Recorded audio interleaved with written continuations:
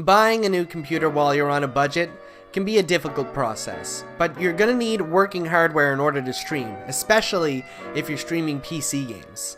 I didn't have a lot of money or time to do research, but I was still able to confidently buy a PC setup that did the job. In this video, I'm going to tell you how I was able to buy a PC without having to worry about building it or getting ripped off. Now, other YouTube videos will more than likely go over your dream setup and ordering parts and building a PC. If you want to skip all those steps, this video is for you. I usually give tips to people that are on a budget. I bought a second-hand computer off of a buy and sell market online. Keep in mind, I was risking no warranty, so one very important thing was to be able to trust the seller. My guy actually worked at Best Buy, and whenever he showed up to sell me the computer, he made sure to show me that everything worked. He even had the boxes for all the hardware that he bought and the receipts as well. You also want to make sure that the hardware works for you. Now, the guy that sold me the computer wasn't a streamer, he was a gamer, so we were able to kind of talk, but it's on you to know what kind of specs you need. Here's a little tip in case you don't know anything going into this. At least get the NVIDIA 1060. It's a graphics card that came out a few years ago, and it's able to play AAA games from a year or 2 years ago. I'm talking Fortnite, Overwatch, Apex.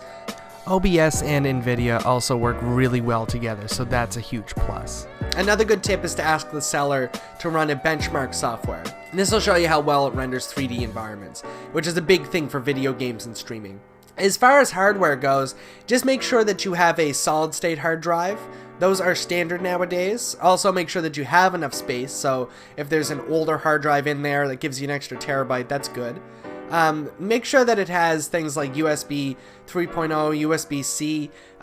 These are obviously standard across the board, but if they don't have stuff like that, they're red flags. This is an old computer and you shouldn't be buying it. Again, make sure that the seller is trustworthy. I know I already said that, but it is very important. There are a lot of sketchy computers that you can buy out there where you're getting ripped off. So one thing to look out for is that the seller has all of the information listed right there, like the specs. And you can ask the seller questions and they'll answer them right back to you. So I know I already said it, and this is like the second time that I'm roping around to it, but just make sure the seller is trustworthy. Again, I went with somebody that was working at Best Buy, so any old like tech repair shop I think is a good sign that the person is trustworthy. And I'd skip buying a new monitor if you're cheaping out. I'm not trying to say that a new monitor isn't important, but what I am trying to say is you should just focus on the desktop as a hardware and maybe save up for a monitor in the future.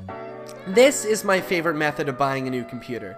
Instead of spending money on all that new tech, I buy secondhand, but I make sure that the seller is trustworthy as well as the hardware. Do you agree? Would you rather buy your parts online and build it yourself? Or are you the type to scope out retail deals? Are there any boomers that watch this series? If you're interested in more tips like this, you should check out my other video on streaming on a shoestring budget and subscribe to get more content like this because I am releasing it weekly. I also stream on Twitch at 8 p.m. Eastern. I host a Smash Bros. Arena Monday, Tuesday, and Wednesday if you want to join us. Buenos nachos, hombres. I love nachos.